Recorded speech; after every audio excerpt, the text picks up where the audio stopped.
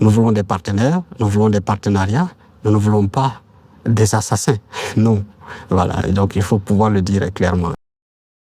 Dans un entretien accordé aux médias russes Sputnik Afrique, le ministre des Affaires étrangères du Burkina Faso, Karamoko Jean-Marie Traoré, est revenu sur plusieurs dossiers sensibles, notamment le rapport du service de renseignement russe accusant le gouvernement français et le président Emmanuel Macron de manœuvres hostiles à l'encontre des dirigeants de l'AES. Toujours au micro de Sputnik Afrique, le ministre des Affaires étrangères du Burkina Faso a réagi sans détour aux révélations attribuées au renseignement russe. Sa déclaration est sans équivoque, nous voulons des partenaires, pas des assassins. Écoutons un extrait marquant de cette interview. Et Votre Excellence, les révélations récentes du service de renseignement extérieur russe évoquent que Paris aurait autorisé les services spéciaux français à élaborer un plan visant des dirigeants africains jugés indésirables, dans le cadre d'une tentative de reprise d'influence politique de la France sur le continent africain. Donc, comment le Burkina Faso perçoit-il ces mises en garde? Je dois dire que nous l'avons reçu avec beaucoup de déception. Beaucoup de déception et beaucoup de regrets de la part d'un pays qui veut toujours utiliser des méthodes que lui-même a contestées. Les méthodes de la France-Afrique pour le président français, c'était le passé. Aujourd'hui, c'était un autre discours de rupture qu'il prétendait porter.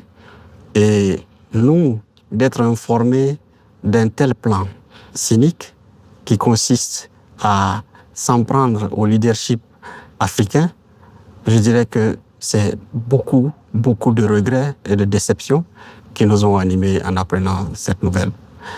Déception d'autant plus que ça provient d'une institution qui a une certaine notoriété, une certaine expertise, parce que les services de renseignement russes, ça ne va pas travailler sur des bases inexistantes.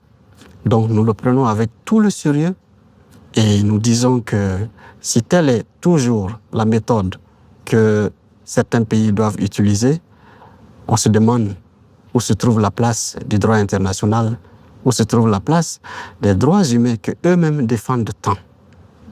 Il n'est pas question d'imposer une certaine influence avec de telles méthodes. Nous voulons des partenaires, nous voulons des partenariats, nous ne voulons pas des assassins. Non. Voilà. Et donc, il faut pouvoir le dire clairement. Je dirais que nous l'avons appris avec énormément de déception. Je comprends, merci beaucoup. Et comment voyez-vous aujourd'hui l'évolution de la coopération sécuritaire entre le Burkina Faso et la Russie, notamment face au retrait ou la réorientation de certains acteurs occidentaux dans la région? La coopération en matière de défense et de sécurité se porte très bien. Je n'en suis pas l'expert, il est clair, mais je suis un témoin des résultats de ce qui se passe aujourd'hui entre la Russie et le Burkina Faso en matière de coopération dans le domaine de la défense et de la sécurité. Nos pays ont fait d'énormes avancées dans la lutte contre le terrorisme. Ils ont bénéficié d'échanges fructueux avec les instructeurs russes. Ils ont bénéficié de plusieurs autres appuis qu'il ne me revient pas à moi de révéler ici. Mais ce que je sais, c'est que cette ouverture, cette proximité et cette façon de travailler dans un esprit de co-construction a beaucoup joué sur nos capacités à reprendre en main la situation sécuritaire. Je comprends. Merci beaucoup, monsieur. À la veille du sommet de l'Union africaine a annoncé à Ouagadougou une nouvelle approche vis-à-vis des pays de la Confédération des États du Sahel, fondée sur leur implication directe dans les processus de dialogue. Comment interprétez-vous ce changement de ton? J'ai personnellement reçu le représentant spécial de la MISAEL, la mission de l'Union africaine pour le Sahel, qui est basée au Mali, qui nous a rendu visite. Et nous avons eu l'occasion d'échanger. C'est un monsieur qui connaît très bien le Sahel, pas seulement en tant qu'espace géographique, mais dans sa culture et dans ses nuances. Il connaît très bien ce contexte. Je crois que le choix qui a été fait a pour seul tort d'arriver en retard. Parce que c'est ce que les pays avaient toujours demandé. Vous ne pouvez pas discuter des questions sur un espace et sur une question stratégique sans les acteurs qui peuvent vous donner la clé de lecture la plus efficace et la plus juste. Et c'est cette erreur que l'Union africaine a faite pendant longtemps, de dire OK, nous sommes sous sanction et ça a été accepté, nous le savons. Mais notre ambition, c'était de dire, si vous voulez comprendre la situation dans nos pays, il faut écouter ceux qui sont de nos pays. Mais ça n'a pas été le cas. Alors, il y a eu comme une sorte d'accroche chronique au principe en laissant le réalisme de côté. Ce qu'il faut comprendre, c'est que la situation sécuritaire dans nos pays ne concerne pas seulement le Sahel central. Le Sahel central, c'est le bouclier de toute l'Afrique de l'Ouest. Et les 3 pays sont en train de se battre pour que ce bouclier se consolide.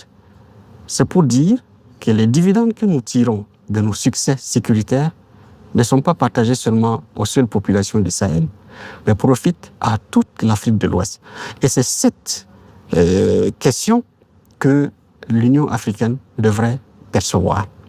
Aujourd'hui, nous nous réjouissons de voir que le nouveau leadership a compris et a décidé d'aller à la source, s'informer, écouter, comprendre, parce que c'est la seule façon d'apporter des réponses justes.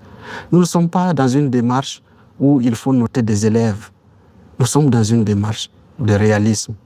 Il y a un problème et ce problème ne concerne pas seulement que 3 pays. La question du terrorisme concerne non seulement l'Afrique de l'Ouest, mais elle concerne toute l'Afrique. Donc nous saluons cela. Nous n'avons jamais été fermés. Nous sommes des pays qui ont fait un choix qui est fondamentalement dicté par l'exception sécuritaire. Merci, monsieur. La porte-parole du ministère russe des Affaires étrangères a rappelé que Kiev soutient directement des groupes armés en Afrique et de leur fournit des armes. Les pays du Sahel, on a plusieurs reprises dénoncé des tentatives d'ingérence extérieure. Donc, comment les États sahéliens, à votre avis, et coordonnent-ils leurs réponses face à ce qu'ils considèrent comme un soutien extérieur au terrorisme? D'abord, c'était dans une posture de mépris que le représentant de Kiev l'a annoncé. Ouvertement, en disant tout le soutien qu'ils apportent aux groupes terroristes qui endeuillent nos populations. Parce que nous considérons que lorsqu'il y a un incident qui arrive au Mali, la douleur est ressentie au Burkina. Lorsqu'un incident arrive au Burkina, la douleur est autant ressentie au Mali et au Niger. Nous sommes un espace. Et notre souhait, justement, c'est que les Africains, dans l'ensemble, prennent conscience de cette situation. Déstabiliser un seul pays de l'Afrique, c'est porter un coup dur à toute l'Afrique. Et justement, ce soutien extérieur, pour nous, ce n'est pas seulement contre un seul pays. C'est contre la dynamique d'intégration d'ensemble de l'Afrique, c'est contre la marche de l'Afrique vers son autonomie.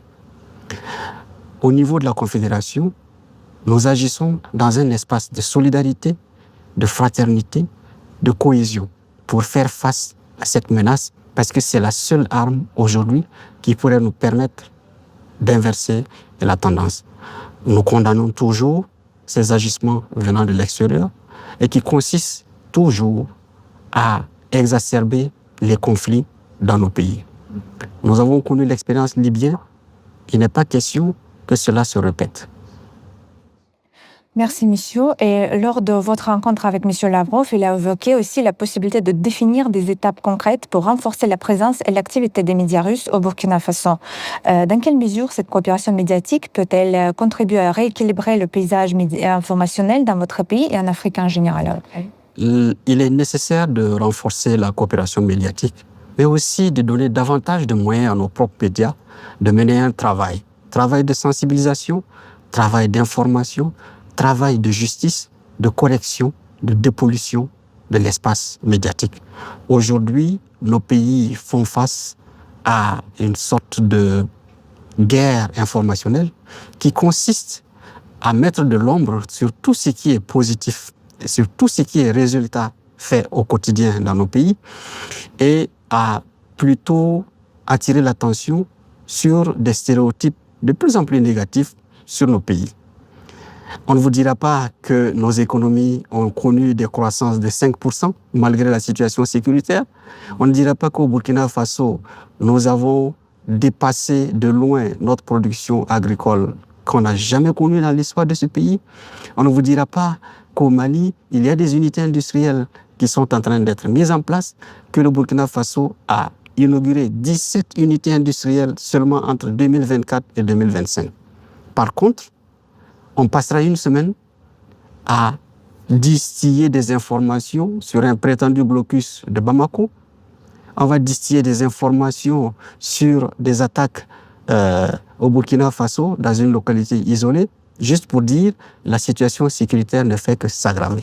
Mais lorsque nous leur disons que le Burkina, aujourd'hui, c'est 74% du territoire maîtrisé et que le restant est d'ailleurs pratiquement sous contrôle, ça n'intéresse pas cette opinion. Et on sait pourquoi. C'est fait pour tuer la légitimité de nos chefs d'État. C'est pour dire tout l'intérêt, l'importance qu'il faut effectivement accorder aux médias qui doivent travailler ensemble à offrir des sources de vérification à cette population.